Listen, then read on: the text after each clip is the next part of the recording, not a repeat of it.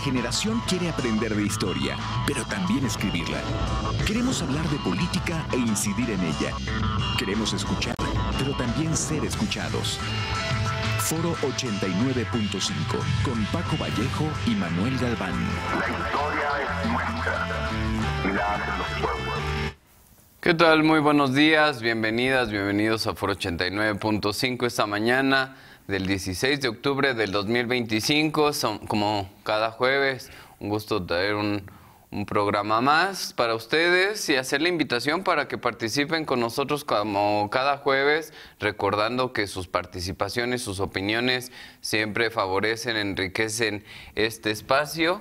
Entonces, si llegan sus comentarios antes de que termine el programa, con mucho gusto les damos lectura, y si no, empezamos el próximo programa precisamente con sus comentarios. Aquí está el teléfono en cabina, que es 4421-921293, y también pueden hacer sus mensajes al 4421-921200 con la extensión 37120. Estamos en vivo, Manu. Paco, muy buenos días, saludos a todo el auditorio, gracias por escucharnos y vernos por señal de TV UAC y Radio UAC. Pues la naturaleza volvió a golpear a nuestro país, Manu. Desafortunadamente varios estados se han visto bastante afectados por las lluvias, fuertes, inesperadas, debido al cambio climático. Lluvias atípicas. México, una vez más en su ubicación geográfica, le pega de forma significativa este cambio climático, y es interesante cómo ha estado cambiando apenas en un cuarto de siglo, ¿no? La dinámica del medio ambiente va cambiando y se va ajustando. Y el día de hoy creo que traemos un par de preguntas para el auditorio para que nos acompañen con sus comentarios. Una de ellas es su opinión sobre el cambio climático en lo personal. ¿Qué tanta diferencia sienten de unas décadas atrás, unos lustros atrás, al día de hoy? Y el segundo, que es el tema que precisamente que queremos reflexionar el día de hoy, es: ¿México requiere de un fondo específico para retomar el FONDEM, o que se continúe con su partida presupuestal, que sí existe como tal, para desastres naturales? Es lo que queremos el día de hoy reflexionar, y vamos a platicar sobre cuándo inició el FONDEM, su proceso en el cual se utilizó por más de 25 años y cómo fue desaparecido en el 2021. Desaparece en el 2021, nace con Ernesto Zedillo. Ernesto Zedillo en el 96, 97, es ¿no? Correcto. Hay un par de acontecimientos precisamente en Guerrero, que yo creo que es uno de los estados más que más le pegan, ¿no? Los huracanes y su ubicación geográfica. En un mismo año, en el sexenio de Ernesto Zedillo, le pegan 2 huracanes de forma significativa, y eso desgasta significativamente las arcas del Estado, ¿no? Cuando no tienes un presupuesto. Eso analicemos a nivel de familia. Supongamos que hoy en su familia hay una catástrofe de emergencia, una situación de emergencia, y se requiere hacer un pago rápidamente para poder salir de la situación, y una de dos: pides prestado, sacas el ahorrito que tienes, o vendes lo que tienes a la mano para poder salir de la deuda. Para evitar precisamente eso, hay algo que recomiendan los analistas financieros, y como esta dinámica de cultura financiera, es de tener un fondo de reserva. Ahorro para las emergencias, es el título tal cual. Esa misma pregunta valdría retomarla para México.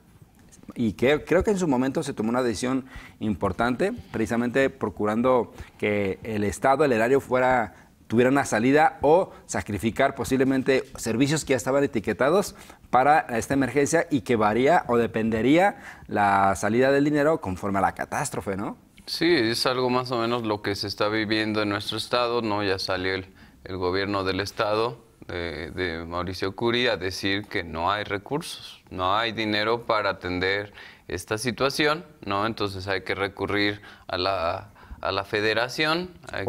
O me empiezan a autorizar un préstamo puedo utilizar el día de mañana para las campañas del 2027. La cuestión es esa, ¿no? Desafortunadamente no hay la confianza en ciertos gobiernos, ¿no? Para que hagan un uso adecuado de los recursos. Si supiéramos que se va a pedir un préstamo y que cada peso va a ser utilizado para los damnificados, para la gente afectada por esas terribles lluvias de estos días, pues bueno, no habría ningún inconveniente, pero desafortunadamente sabemos que estos préstamos llegan al erario público y son utilizados a discreción. Desafortunadamente no hay claridad en el uso de los recursos, no hay transparencia y de ahí viene toda pues esa inconformidad. Yo creo que ese punto, Paco, es el más importante y el más relevante. Más allá de discutir y vamos a platicar sobre si valdría la pena regresar el Fondem, este sistema de financiamiento, yo creo que uno de los elementos que nos puede llevar a esta ruta es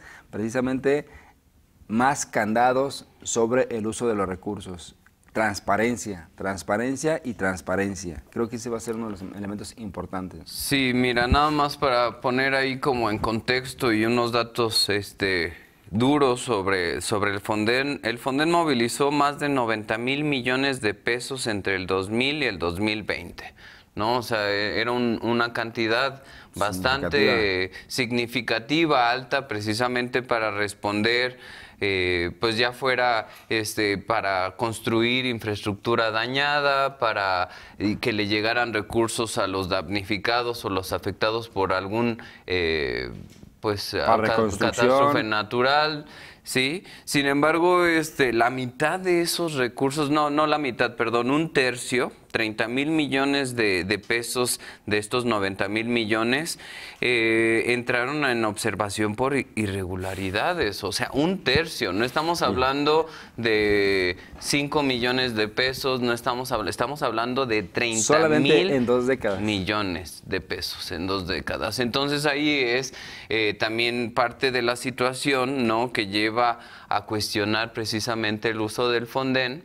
Que en la administración pasada de plano se decide que también en esta forma muy de la administración pasada donde se encontraban rasgos de corrupción, machetas, bueno, también donde convenía, ¿no? Donde no era la corrupción. O lo que tenía tintes neoliberales. Sí.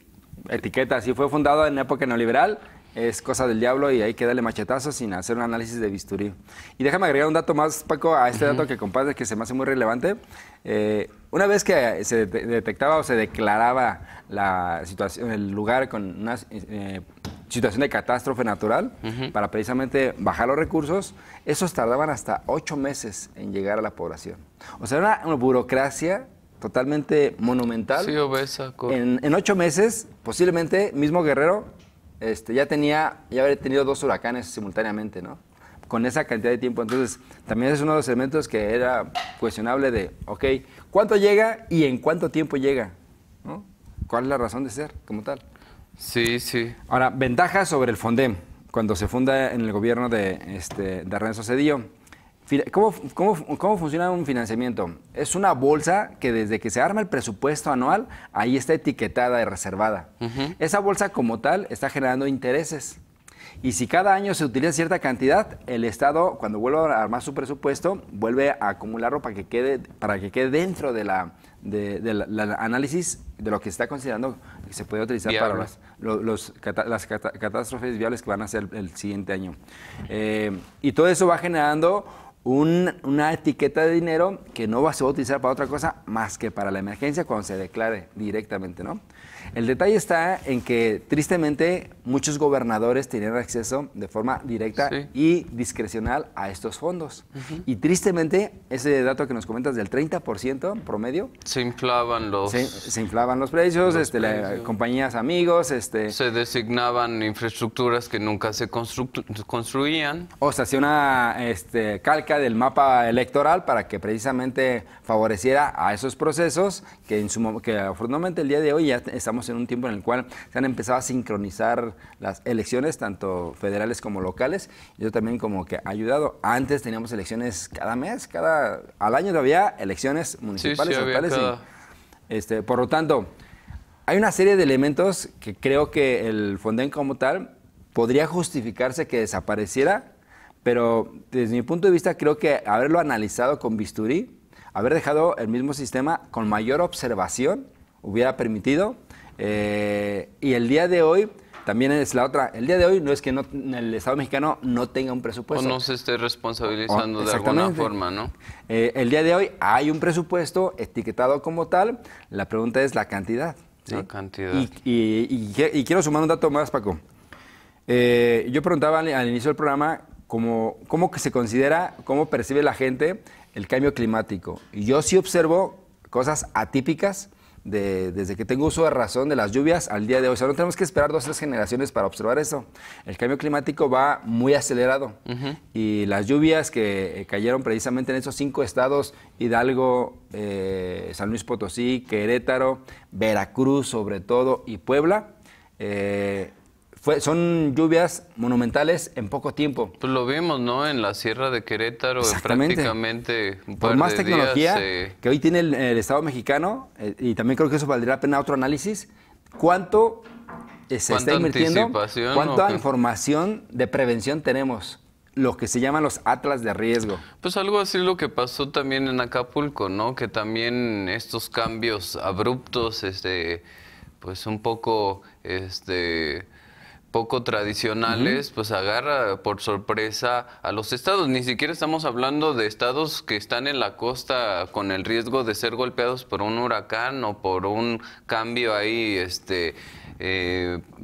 de precipitación importante, ¿no? O sea, estamos hablando de un estado en el centro de México y lo que sucedió. Correcto.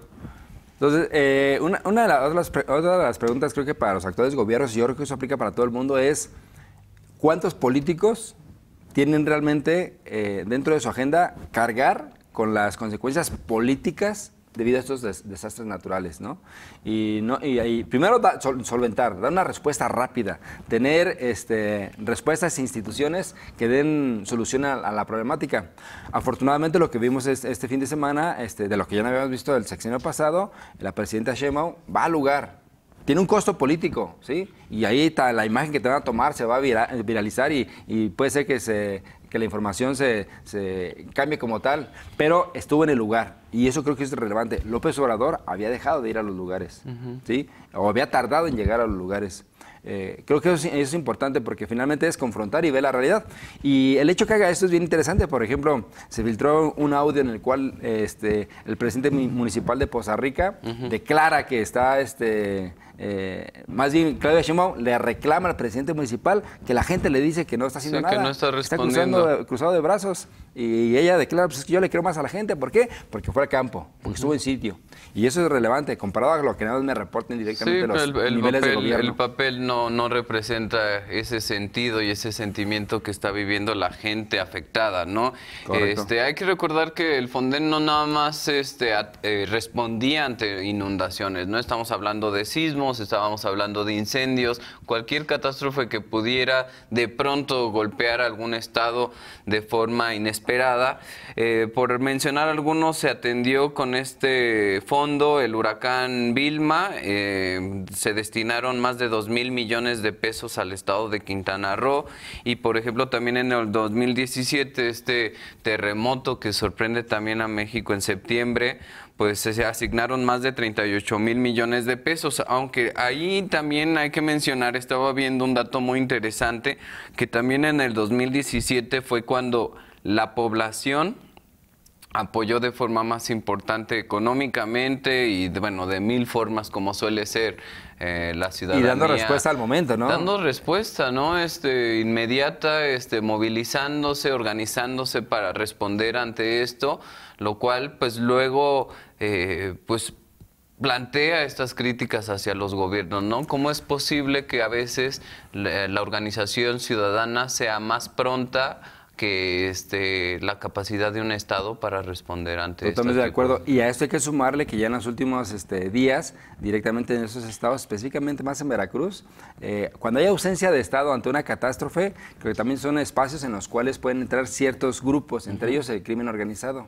Tristemente, un grupo, el Cártel Jalisco, entra directamente a dar apoyos a la población. Y a la vez el día de hoy se tiene reconocido que hubo una orden militar en la cual se le pidió a la Guardia Nacional que se replegara, que no hubiera confrontación, precisamente para dar espacio. Si iba a haber ayuda, pues que hubiera, y que no iba a haber persecución en este momento. El trabajo que se estaba haciendo de seguridad queda pausado, en lo que todos, y cuando digo todos, es todos, ayudamos directamente a la población, porque el Estado puede estar ausente o no puede tener una respuesta rápida y expedita, ¿no? Así es, y bueno, desafortunadamente el Fonden, así como era un fondo que existía ahí para responder aparentemente inmediato, ya hablabas acá cómo se tardaba varios meses en llegar. Pues bueno, además de esto, pues había contratos sin licitaciones, se hacían sobrecostos. Por poner un ejemplo, en la reconstrucción tras el sismo del 2017 se detectaron obras con costos inflados, materiales de baja calidad. O sea, volvíamos a lo mismo, ¿no? Se aprovechaban estas situaciones de dolor para tratar de sacar una tajada de este recurso, y ahí es donde creo que es el meollo de la situación, ¿no? Se puede hablar de un nuevo fondo, se puede hablar de incluso una secretaría, se puede hablar de mil cosas, ¿no? Que pueden de alguna forma pues responder ante este tipo de situaciones, pero si los recursos no son bien utilizados, si no hay transparencia, sobre todo si no viene ya bien etiquetado y que se compruebe que cada peso pues es bien utilizado, porque pues aquí la cuestión es que se está recurriendo a estos para atender a una población que queda completamente vulnerable, ¿no? Que pierden sus cosas, que pierden su casa, que no tienen electricidad, que se quedan aislados, ¿no? Porque pues se derrumban a veces los cerros, las carreteras con los cuales se conectan estos pueblos quedan aislados. Y ante esto, pues bueno, es una situación que la verdad no quisiéramos ver en ningún momento, ¿no? Sí, y a esto, Paco, le sumo que también en su momento, cuando empezó a funcionar el Fondem, después, en lugar de bajar los recursos, se pasó a que los estados y algunos municipios que eran detectados dentro del Atlas de riesgo, que tuvieran como una bodega, precisamente con recursos para emergencia y una solución rápida.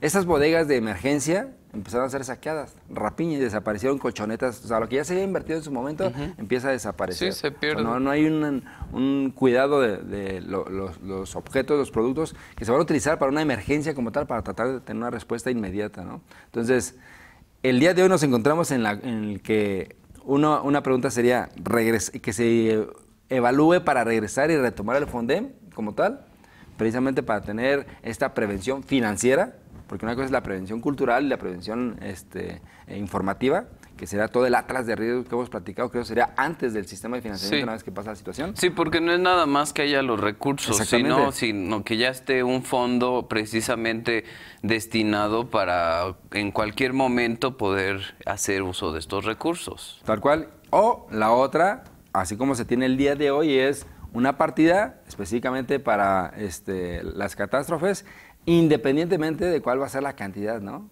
Sí. Porque algo que hemos estado platicando ha habido cambios, ya lluvias atípicas, ya movimientos telúricos atípicos, lo cual nos lleva a que posiblemente esto le cueste a los estados, no solamente es para México, es a nivel mundial. Sí, es la mundial. agenda global del cambio climático le está quitando una cantidad significativa al presupuesto de cada Ahora, hay que comentar gobierno. que durante ya las últimas décadas, de alguna forma, se empezaban a plantear programas y proyectos, no solamente nacionales, sino internacionales, para tratar de revertir precisamente el cambio climático. Y por decirlo algo, en esta administración de Trump se aventó hacia atrás todo intento, incluso por cambiar los carros de gasolina por carros eléctricos, y dijo: esto es inviable, lo echamos a la basura. Y bueno, países como Estados Unidos, que es uno de los mayores consumidores a nivel internacional, pues se echa para atrás y empiezan, o sea, también ahí es esta cuestión de aventarle nuevamente las responsabilidades a los ciudadanos de lo que está viviendo el mundo y los países en general. Pues sí, es cierto, hay que empezar a generar ahí conciencia, empezar a tomar responsabilidades como ciudadanos, pero las grandes transnacionales, estos grandes poderes, estos grandes potencias, incluso como países, tienen que responsabilizarse. No estamos hablando de Estados Unidos, estamos hablando de China, de India, estos grandes países industrializados que siguen sin asumir una responsabilidad y una postura mucho más activa en lo que se está viviendo de los cambios climáticos. Totalmente de acuerdo. A la agenda global, creo que ahí todavía hay mucho que hacer. Y ha habido ejemplos en los cuales ha sido significativa la participación. Uno de ellos es los Países Bajos. Es interesante cómo construyen lo que se llama bonos de carbono. O sea, llega un punto en el cual Países Bajos dice, pues yo ya hice toda mi agenda local, yo ya tengo un comportamiento y un compromiso verde con mis ciudadanos, y es el país del día de hoy por antonomasia con mayor uso de bicicletas, ¿no? Yo creo que va a ir compitiéndole a China como tal, o a la misma India. Pero Países Bajos tiene esa característica. Entonces, ya emiten una cantidad mínima per cápita de gases de efecto invernadero.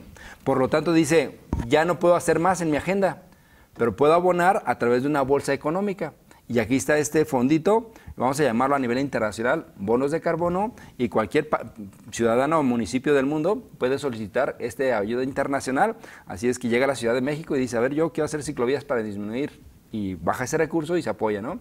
Un apoyo de países países desarrollados para países de vías de desarrollo, y con un objetivo precisamente disminuir la cantidad de emisión de gases.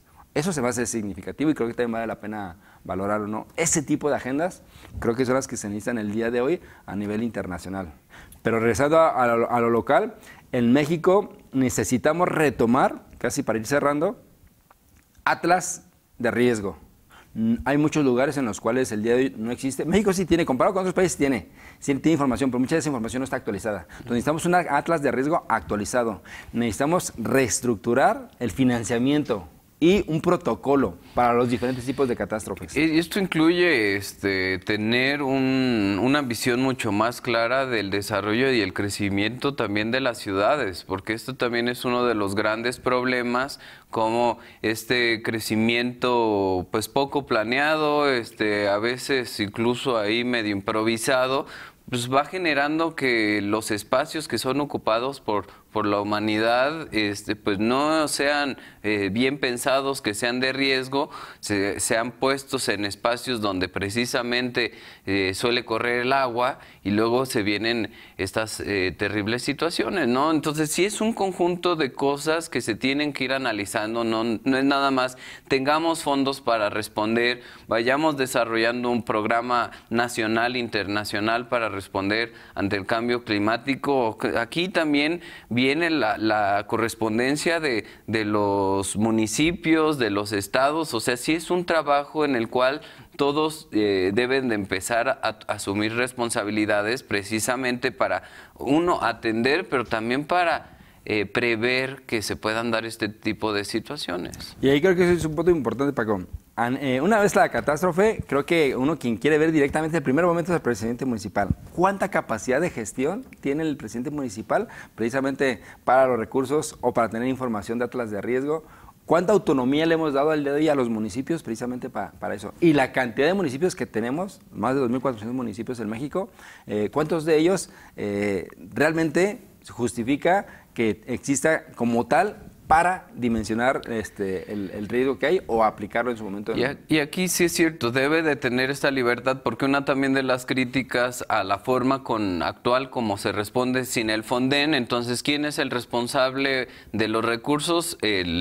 El gobierno federal. Ajá, ¿no? Y entonces estamos hablando de una centralización de los recursos para de alguna forma que lleguen a los estados y luego a los municipios. Exactamente. Y entonces hay estructuras, pero la otra es, les das completa libertad, como de alguna forma llegó a suceder con el Fonden, y hacen mal uso de los recursos. Entonces, ¿cómo podemos encontrar ahí un equilibrio donde no se tenga que centralizar y tener cada recurso etiquetado y así, y toda esta estructura burocrática que hace muy largos los procesos, pero también evitar que, digamos, el uso indiscrecional de los recursos? Pero se nos ha acabado un programa más de Foro 89.5, Manu.